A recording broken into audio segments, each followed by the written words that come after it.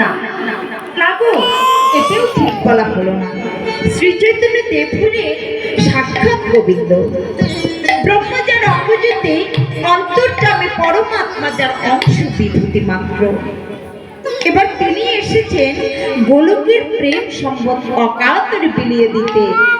ব্রজ হাঁপায়,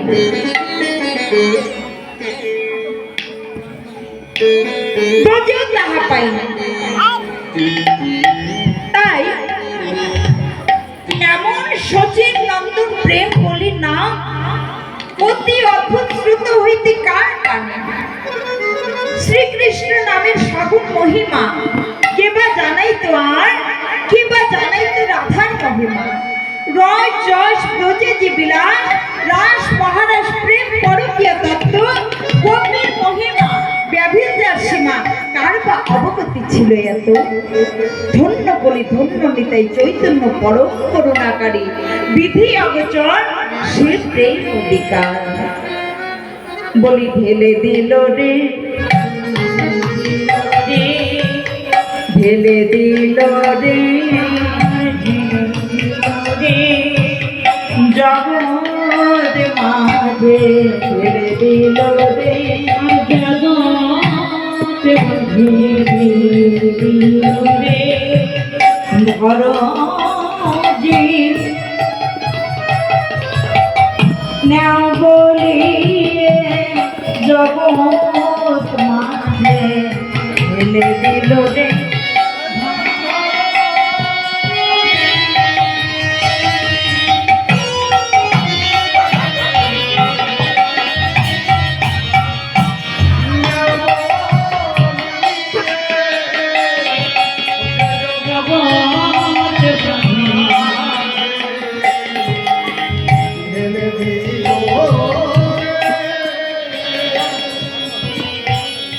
তাই মহাজন বললেন, বলি ফুল বন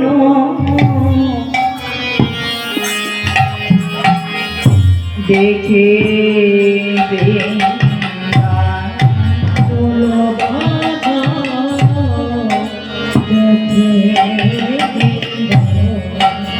বৃন্দাবনের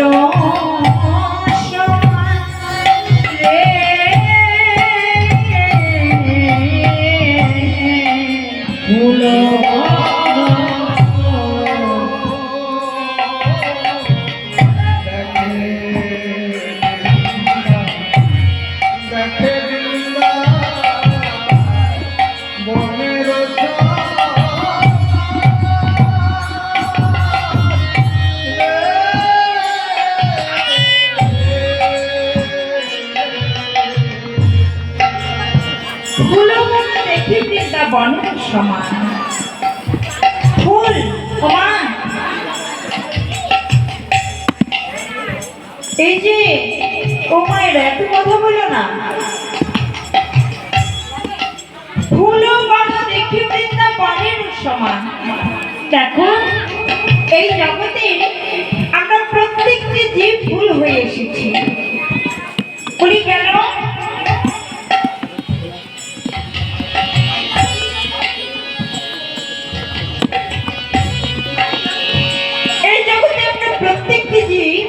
ফুল হয়ে এসেছি কেন?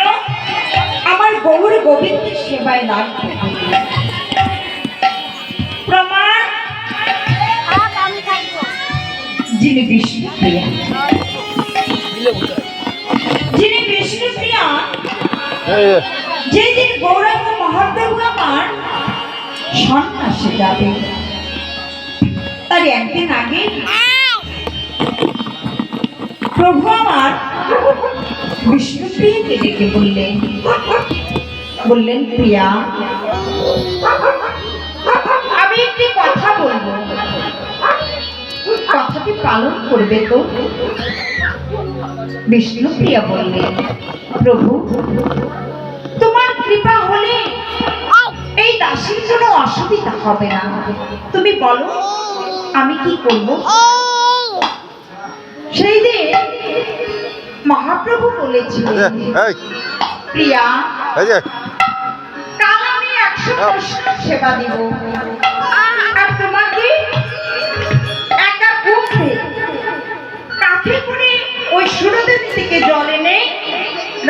করে ওই বৈষ্ণবগণের সেবা দিতে হবে।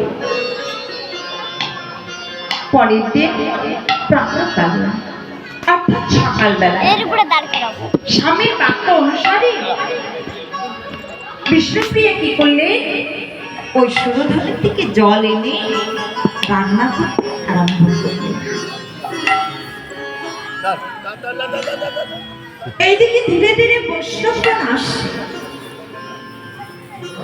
প্রভু আমার বসে বসে ভাবছে, যে মানুষটিকে কথা বলার সাথে সাথে কোনোদিনও না করে না, কোন রকম দ্বিধা করে না, আর সেই মানুষটিকে রেখে আমার ইহ জনমের কত চলে যেতে হবে। প্রভু আমার মনে মনে ভাবছি। আর এইদিকে ধীরে ধীরে বৈষ্ণবগণ আসছে। এইদিকে বিষ্ণুপ্রিয়া যথাসময়ে বৈষ্ণব সেবার জন্য সেবার জায়গা করে মহাপ্রভুকে গিয়ে বললেন,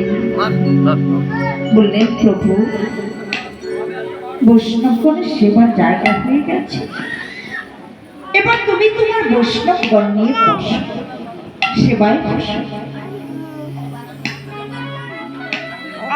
এবার প্রভু আমার বৈষ্ণবগণকে সেবায় বসিয়ে দিলেন।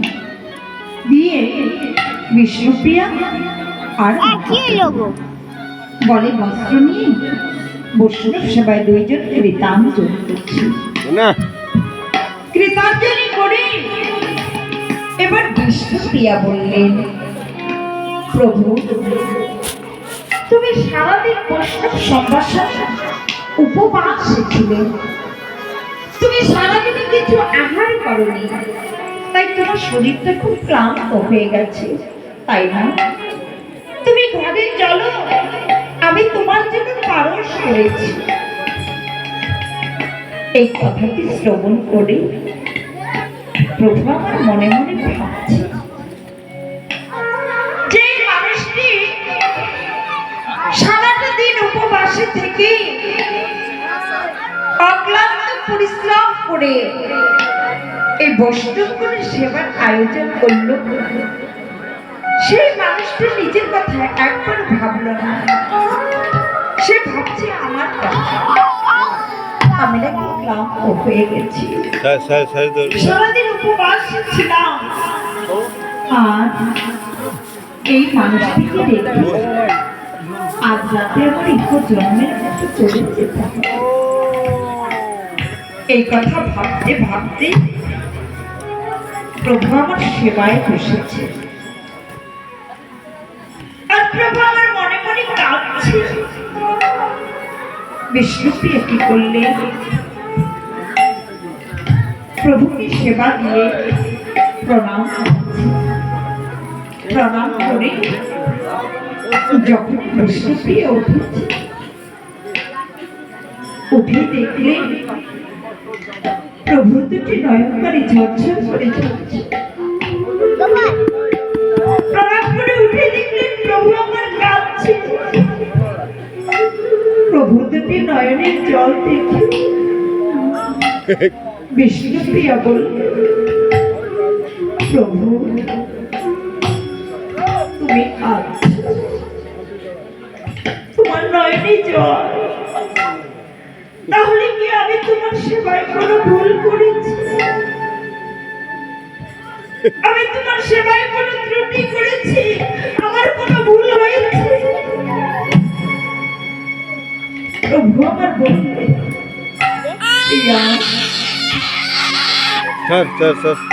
তুমি কেঁদো না, তুমি কোনো ভুল করোনি, তুমি কোনো ভুল করতে পারো না, তুমি কেঁদো না, আমি তোমার নয়নে জল দেব,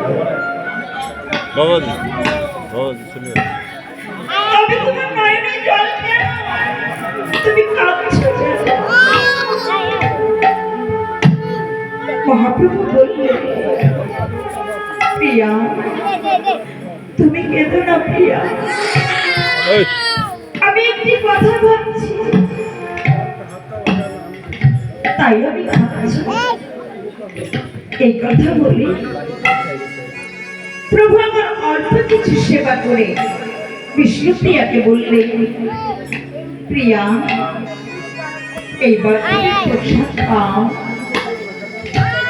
কেন প্রভু, আমি কেন প্রসাদ পাবো? আমি তো আগে তোমার চরণ সেবা করব।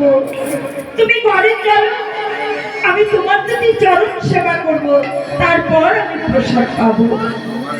বিষ্ণুপ্রিয়া কি করলে, প্রসাদের থালা ঢেকে রেখে ঘরে গিয়ে প্রভুর যদি চরণ সেবা করছে। গৌরবের চরণ দুটি বাক্যে চড়াই দিতেছে। প্রভু আমার মনে মনে ভাবলে, এই বিষ্ণুপ্রিয়াকে যদি আমি নিদ্রা দিতে না পারি, তাহলে আমি সন্ন্যাসে যেতে পারবো না। তাহলে